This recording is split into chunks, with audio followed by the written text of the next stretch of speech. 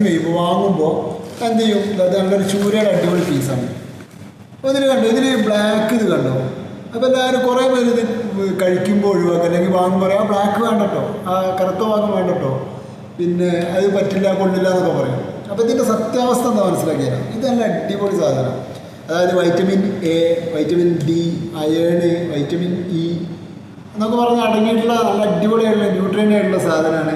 ഇതെന്തോന്ന് വെച്ചാൽ മയോഗ്ലോബിൻ, അതായത് ബ്ലഡ് സർക്കുലേഷനുള്ള അതാണ് ഈ സംഗതി. അതായത് ട്യൂണൻ്റെ എന്ന് പറയുമ്പോൾ അല്ലെങ്കിൽ ചൂരൻ്റെ എന്ന് പറയുമ്പോൾ പിന്നെ റെഡ് മീറ്റ് ആയിട്ട് കുറച്ച് കൂടുതൽ കാണും. അതായത് ഓക്സിജൻ കൂടുതലായിട്ട് കൺസ്യൂം ചെയ്യുന്ന മീനാണ്. കൂടുതലായിട്ട് കൺസ്യൂം ചെയ്യുന്ന അല്ലാതെ ബ്ലഡിൽ ഇത് ബ്ലഡ് ലൈനാണ്, ബ്ലഡ് ലൈൻ എന്നാണ് പറയാം. അപ്പോൾ ഇത് കൂടുതലായിട്ട് ഓക്സിജൻ കൂടുതലായിട്ട് കൺസ്യൂം ചെയ്യുന്ന മീനാകും. ട്യൂണ നമ്മൾ നേരത്തെ പറഞ്ഞിട്ടുണ്ടോ, ട്യൂണൊക്കെ കണ്ടമാനം ഓക്സിജൻ ഉപയോഗിക്കുന്നത്. അപ്പോൾ ഇതിങ്ങനെ ബ്ലഡ് സർക്കുലേഷൻ ഭയങ്കര, ഓക്സിജൻ്റെ സപ്ലൈ വളരെ നന്നായിട്ട് നടക്കണമെങ്കിൽ ബ്ലഡ് സർക്കുലേഷൻ വളരെ